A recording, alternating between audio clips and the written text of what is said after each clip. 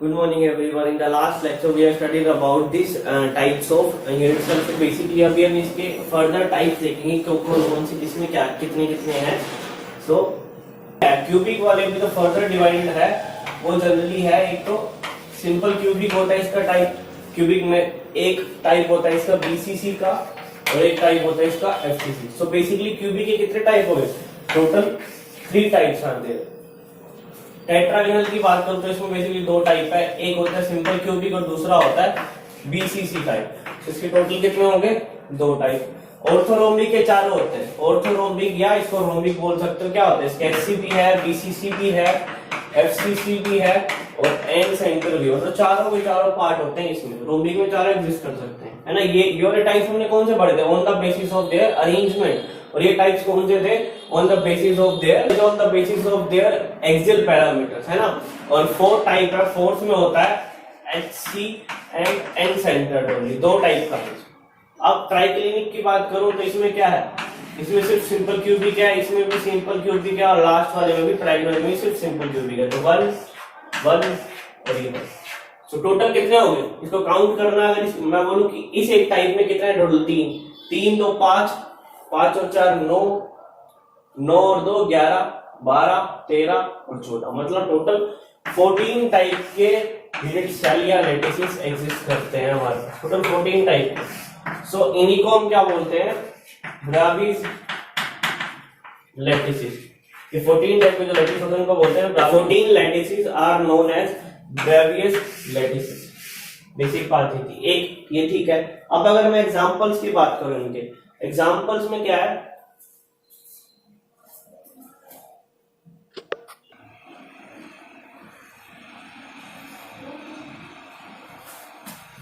So now let's see some examples for them. First, for the cubic, there are some example like NaCl, KCl, है ना. कुछ examples आपको याद करने पड़ेंगे. टेट्रागोनल की बात करो. टेट्रागोनल में एग्जांपल्स होते हैं या तो टिन, है ना. इसको व्हाइट टिन भी बोलते हैं.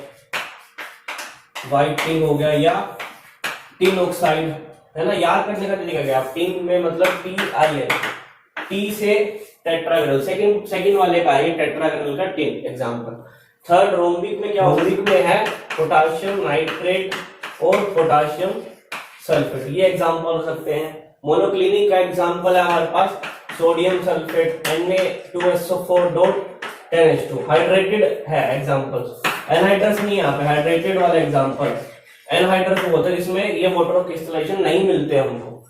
Fifth type is monoclinic. Monoclinic का एग्जांपल है कॉपर सल्फेट .5H2. ये भी हाइड्रेटेड का एग्जांपल है ना. Copper sulphate .5H2O. 6 एग्जांपल है हेक्सागोनल में आता है या तो आइस या ग्रेफाइट. 2 याद कर सकते हैं इजी. और लास्ट एग्जांपल है रोम्बोहेड्रल में आता है ICL टाइप के एग्जांपल. सो ये कुछ एक 2 एग्जांपल्स आपको जनरली याद रहने चाहिए. सुनो, अगर मैं डेफिनेशन की बात करूं, ब्रेविस लैटिस की डेफिनेशन क्या हो सकती है? ब्रेवियस लैटिस की डेफिनेशन क्या हो सकती है? The 14 type of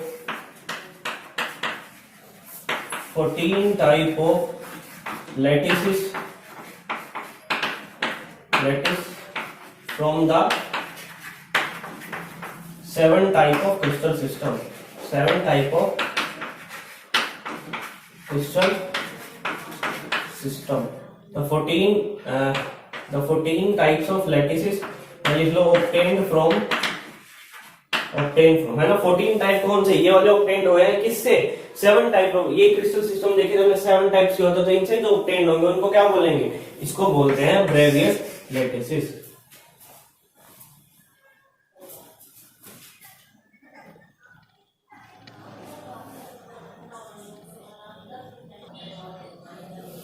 now let's talk about the, बंद कर लो यार.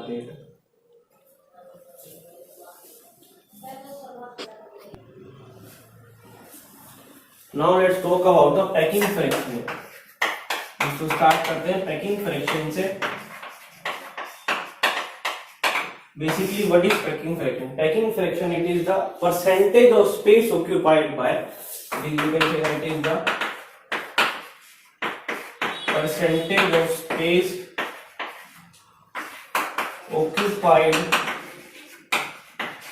by the particles पार्टिकल कौन से एटम्स की बात कर रहे हैं, by the particle in a crystal lattice, है ना। लैटिस में वो अपने कितना स्पेस ऑक्यूपाई करते हैं, बेसिकली उसको बोलते हैं पैकिंग फ्रैक्शन, है ना। सो पैकिंग फ्रैक्शन निकालेंगे हम सभी, हम निकालने वाले एससी की और बीसीसी की और एफसीसी की, तीनों टाइप के यूनिट सेल की पैकिंग फ्रैक्शन हम निकालेंगे। तो स्टार्ट करते हैं सबसे पहले एससी से। Basically let's start with the simple cubic unit cell, SC simple cubic unit cell, है ना। ठीक है, मैं शॉर्ट फॉर्म लिख रहा हूं डायरेक्टली। सो इसमें देखते हैं सबसे पहले यूनिट सेल क्या है। इसमें क्या था, बेसिकली तो क्यूब बनाता आप लोग, उसमें बेसिकली क्या था, सिर्फ और सिर्फ कॉर्नर्स पे थे एटम्स, है ना। सिर्फ और सिर्फ कॉर्नर्स पे एटम्स है हमारे पास, और कहीं नहीं। एक ये सिर्फ और सिर्फ कॉर्नर्स पे एटम, ये। अब बेसिकली हम अगर बात करें, देखो रिप्रेजेंटेशन आसान करने के लिए हम लोग इसको ऐसे रिप्रेजेंट करते हैं, बट एक्चुअली में जो रिप्रेजेंटेशन है वो कुछ इस तरह की है। अगर मैं बोलूं कि ये एटम जो है हमारा, ये एटम काफी बड़ा होता है, बेसिक बात क्या है, और आपस में साथ साथ अटैच होते हैं इस तरह से, बिल्कुल अटैच होते हैं आपस में साथ साथ, काफी बड़े बड़े एटम होते हैं अगर मैं बोलूं तो, है ना। इस तरह से बना सकते हैं,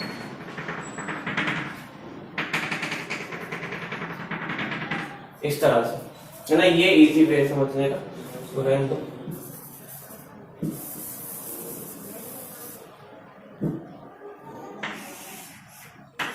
बेसिक बात है, ठीक है। अब देखो, अब बात करेंगे ये एटम्स मान लो इस लेयर पे, है ना, रिप्रेजेंट कर सकता हूं मैं सिंपली। या तो ऐसे मान लो इसको, अगर मैं रिप्रेजेंट करूं टू डायमेंशन में, तो किस तरह से बनेगा, टू डायमेंशन में रिप्रेजेंट करूं तो ये है, ये मैंने एक ऊपर की लेयर, कोई भी फेस बना दो एक ही साइड का, हमेशा हर फेस पे ऐसे रिप्रेजेंटेशन होगा। क्या, ये बीच का पॉइंट मान लिया अगर इस तरह से,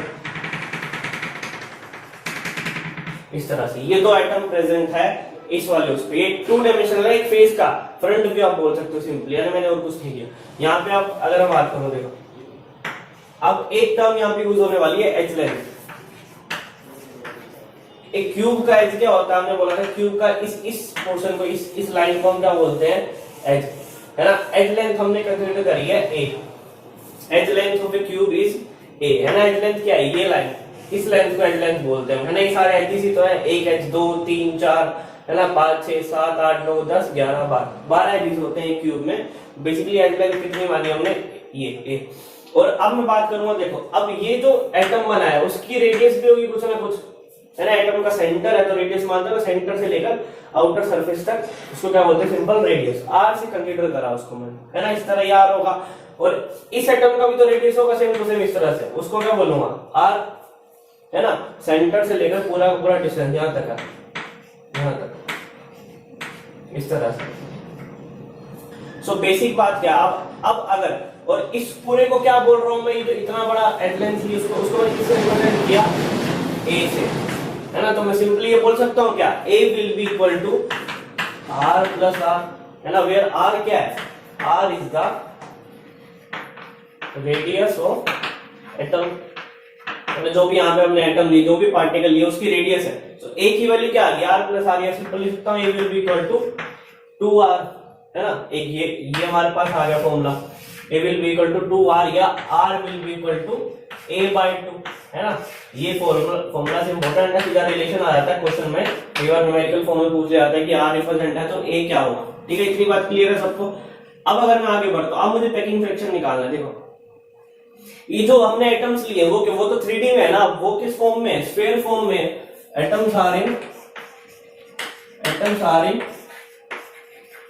sphere form. So volume of atom कितना होगा, volume of atom, one atom का वॉल्यूम कितना है, 4/3 पाई आर क्यूब, है ना। एक स्फीयर का वॉल्यूम जितना होता है उतना ही एटम का वॉल्यूम होगा, क्योंकि एटम एक स्फीयर ही था।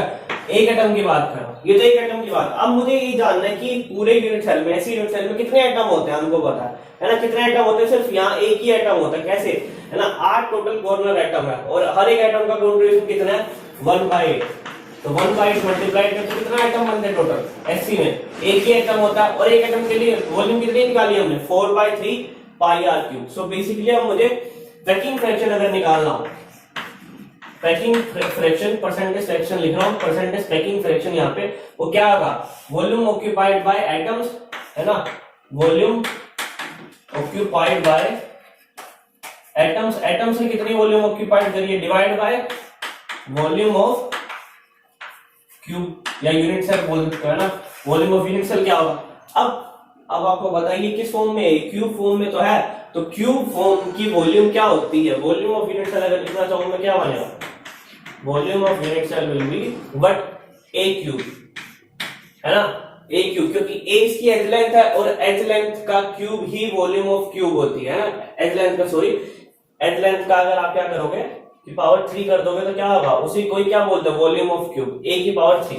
बेसिकली ए को अगर मैं आर में रिप्रेजेंट करना चाहूं तो क्या लिख सकता हूं इसको, ए की क्या लिख सकता हूं, 2r का क्यूब, 2r क्यूब, तो क्या बन जाएगा ये 2 की पावर 3 कितना होता है 8r, ये 8r3 वॉल्यूम आई किसकी, क्यूब की यूनिट सेल की, जो कि हमें यहां प्लेस करनी है, और वॉल्यूम ऑक्यूपाइड बाय एटम्स कितनी है 4/3 पाई r क्यूब। सो बेसिकली क्या हो जाएगा, परसेंटेज पैकिंग फ्रैक्शन कितना हो जाएगा, वॉल्यूम ऑक्यूपाइड बाय एटम्स कितनी है 4/3 पाई r क्यूब, डिवाइड बाय कितना है 8r क्यूब हो गया, 8r क्यूब, r क्यूब से r क्यूब कैंसिल हो गया सबसे पहले, है ना, बचा क्या हमारे पास 4/3 इंटू 8 ऊपर में पाई, डिवाइड पर क्या देगा 3, मतलब पाई अपॉन 6, ये बचा हमारे पास एक चीज तो, है ना, पाई अपॉन 6, ये पैकिंग फ्रैक्शन आ गया, इसको हम भी लिख सकते हैं इसको हम। और दूसरा अगर मैं बात करूं पैकिंग फ्रैक्शन का फॉर्मूला निकालना चाहूंगा तो बेसिक बात क्या है कि पाई/6 हमने यहाँ पे लिख दिया,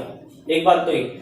अब इसको सिंपली सोल्व करूंगा तो वैल्यू क्या आने वाली 3/4, 3.14 होती है पाई की वैल्यू, तो परसेंटेज जब निकालूंगा ना इसकी, जब पैकिंग फ्रैक्शन जब निकालने वाला हूं तो अल्टीमेटली रिजल्ट आएगा हमारा percentage packing fraction will be equal to fraction of SC will be equal to 52.4 percentage. इसको जब सोल्व करोगे इसकी वैल्यू आएगी 0.524 वैल्यू आएगी इसकी, 0.524। उसको जब परसेंटेज में लाओगे तो मल्टीप्लाई बाय 100 करना पड़ेगा, उसको मल्टीप्लाई बाय 100 करोगे तो ये डेसिमल उठ के 2 के पीछे चला जाएगा, तो क्या बन जाएगा 52.4 is the packing fraction of but simple cubic units. तो ये सारा क्राइटेरिया था पैकिंग फ्रैक्शन निकालने का, होप आपको समझ आया होगा।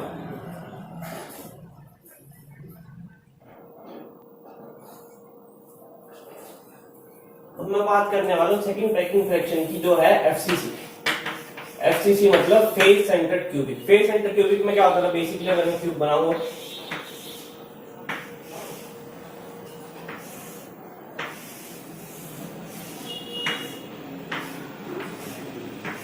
बेसिक बात ये थी, कॉर्नर्स पे तो होता ही था, कॉर्नर्स की आइटम नहीं बना रहा मैं अभी, कॉर्नर्स पे तो है ही, आप लोगों को पता है, और साथ में हर एक फेस के सेंटर पे होता था। ये ऊपर वाले फेस के सेंटर पे मान लिया मैंने, ये डाउन फेस के सेंटर पे मान लिया, है ना, सेंटर मतलब देखो चारों तरफ से सेंटर क्या है, ये इस फेस का सेंटर इस तरह से, है ना, इस फेस के सेंटर पे मान लिया, राइट हैंड साइड वाला फेस है इस तरह से, इस तरह से, लेफ्ट वाले फेस के सेंटर पे भी होगा ये इस तरह से। अब ऊपर वाले फेस के भी है और आगे वाले फेस के भी होगा और पीछे वाले फेस के सेंटर पे भी होने वाला है। तो टोटल 6 फेसेस है इसमें और 6 के 6 फेसेस के सेंटर पे एटम आने वाला है। सो बेसिकली अभी आप एक फेस की बात करेंगे, तो एक फेस अगर मैं बनाऊं ऊपर,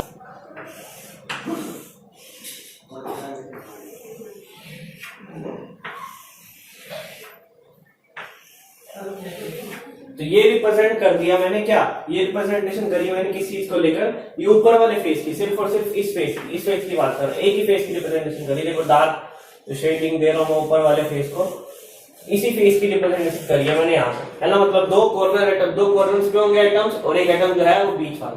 अब देखो बात करते हैं, अब क्या है, देखो एज लेंथ तो हमारी भी ए ही है, अभी तक एज लेंथ जो है वो चारों तरफ से ए ही है। अब बात करते हैं कि रेडियस में क्या रिलेशन है, ए और आर का पहले रिलेशन निकालना पड़ेगा। वहां तो सिंपल था बहुत ज्यादा, यहाँ पे थोड़ा सा पाइथागोरस थ्योरम यूज करनी पड़ी। क्या होगा, देखो यहाँ से ये सेंटर है एटम का, यहाँ से कितना डिस्टेंस है आर, इसी तरह यहाँ से यहाँ जाएंगे और यहाँ से यहाँ जाएंगे, है ना, इधर से इधर तक, इसको बोल सकता हूँ 2r, है ना, सिंपली पूरा डायमीटर ही तो हो गया। ये आर यहाँ से लेकर यहाँ सेंटर तक आर होता और फिर इस सेंटर से लेकर इधर तक आर होता, तो टोटल कितना हो गया 2r, और यहाँ से फिर इधर तक कितना है टोटल, फिर से r हो गया, है ना। टोटल कितना बन गया फिर इसलिए अगर मैं इसको मैं नाम दे दूं a b और c इस तरह से। सो लेंथ AC की कितनी लेंथ है 4r आ गई, और BC की कितनी लेंथ है AB की कितनी लेंथ है, इसकी भी तो A ही है, ये भी तो एज है, एज लेंथ कितनी दे रखी है हमें, 3 रिलेशन निकल गया। अब हमारा पाइथागोरस थ्योरम क्या कहते हैं कि इसका और इसका स्क्वायर करके सम करोगे तो किसके इक्वल आने वाला है, इसके इक्वल तो आएगा, इस वाली साइड के इक्वल तो आएगा। तो क्या कर रहा हूँ सिंपली पाइथागोरस थ्योरम में क्या बोल लूंगा इसको, सिंपली BC स्क्वायर प्लस में AB square will be equal to AC का स्क्वायर। तो यहाँ पे वैल्यू पुट करूंगा, a स्क्वायर प्लस में a square will be equal to 4r का स्क्वायर, है ना। सिंपली लिख सकते हैं, इसको लिख सकता हूँ 2a स्क्वायर 2 बार है, 2a स्क्वायर इक्वल टू में क्या बनने वाला है यहाँ पे 16r स्क्वायर, है ना। 4 का स्क्वायर करोगे तो 16 बन जाएगा। आप क्या लिख सकते हो इसको, simply a square will be equal to 16/2, है ना। r स्क्वायर 2 से कैंसिल होकर कितना होता 8, है ना, 8 बना। तो a की वैल्यू कितनी आ गई यहाँ पे, a will be equal to 8, sorry a square will be, अब इसको क्यूब रूट करोगे तो क्या बनने वाला है, अगर इधर ये स्क्वायर इधर जाके क्यूब रूट बन जाएगा, तो रूट ऑफ 8 इनटू में r स्क्वायर के रूट स्क्वायर से इधर का 1/2 कैंसिल, तो सिंपल r बनेगा। तो वैल्यू क्या है 8 equal to root 8 dot r। तो इसको सिंपली और सोल्व करूंगा तो क्या बनेगा, यहाँ पे और सोल्व कर लेते हैं, क्या बनेगा कि 8 को मैं क्या लिख सकता हूँ 4 into 2 लिख सकता हूँ, है ना। 4 into 2, तो 4 का रूट कितना होता है 2 हो गया, 2 का रूट कितना हो जाएगा रूट 2 एज इट इज। तो a की वैल्यू कितनी बन गई यहाँ पे 2√2, है ना। एक तो ये वैल्यू आ गई हमारे पास, a will be equal to 2√2, एक रिलेशन है। दूसरा और मैं क्या बोल सकता हूँ कि अगर मैं ऊपर √2 से मल्टीप्लाई कर दूं, नीचे भी √2 से मल्टीप्लाई करूंगा, क्या बनेगा मल्टीप्लाई बाय √2 डिवाइड बाय √2, है ना। सेम टू सेम बात है, कैंसिल आउट होकर वही रह जाएगा। तो अल्टीमेट क्या बनेगा √2 मल्टीप्लाई √2 कितना हो जाएगा 2, और 2 पहले से है तो टोटल कितना बन गया 4 डिवाइड बाय √2r। तो ये भी रिलेशन हो सकता है इनके बीच का, है ना। तो a will be equal to 4/√2r, या अगर मैं इसको r के फॉर्म में लिखूं तो क्या लिखूंगा r will be equal to √2a/4, है ना। ये भी तो लिख सकता हूँ, है ना। इसको सिंपली क्या करें, इसको इधर ले गया मैं, इसको डिवाइड में लेगा तो क्या बन गया ये 1 2 और ये 3 रिलेशन आप लोगों को याद रखने की। सिंपली ये दो भी याद रख लोगे तो r की वैल्यू कैसे निकालनी है, सिंपल और कुछ नहीं है ना। तो ये डेरिवेशन थी relation between r and a। Now let's move to the packing fraction. Packing fraction कैसे निकालेंगे, पैकिंग फ्रैक्शन में क्या करा था, परसेंटेज पैकिंग फ्रैक्शन क्या होने वाला है। अब सबसे बड़ी बात क्या है यहाँ पे, ऊपर क्या था वॉल्यूम ऑफ एटम्स और divide by volume of cube. Volume of cube क्या है a क्यूब, और a की वैल्यू कितनी है यहाँ पे, a की वैल्यू अगर मैं लेके चलूं 4/√2r तो क्या बनेगा 4/√2r का होल क्यूब। एक बात तो ये। अब एटम्स की बात करें, एक एटम का कितना पैकिंग फ्रैक्शन था हमने देखा था 4/3, सॉरी कितना वॉल्यूम था 4/3 पाई क्यूब, क्योंकि स्फीयर है। और टोटल एफसीसी में कितने एटम्स होते हैं हमारे पास 4, है ना। आप लोग कह रहे हैं टोटल एफसीसी में 4 एटम होते हैं हमारे पास।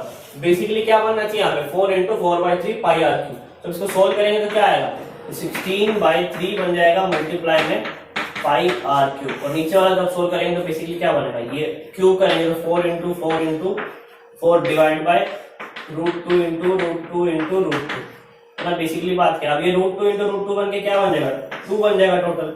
2 से 1 2 कैंसिल आउट, तो बचा क्या 4 × 16 और 2 32, और यहाँ पे r³ है ही, तो बना क्या ये।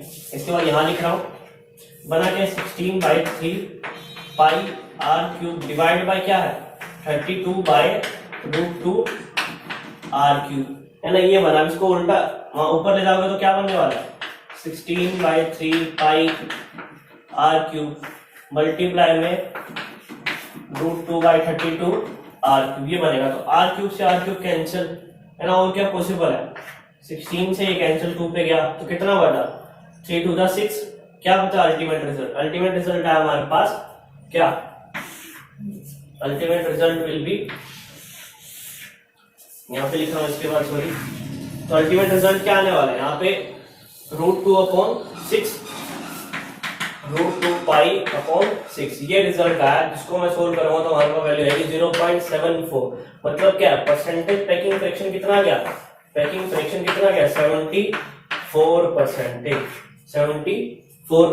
ये परसेंटेज पैकिंग फ्रैक्शन है एफसीसी का। सो बेसिकली बात क्या है, यहाँ आज हमने क्या क्या किया, percentage fraction of HC and FCC. So tomorrow we are going to study about the packing fraction of BCC. Thank you so much everyone, this is all for today.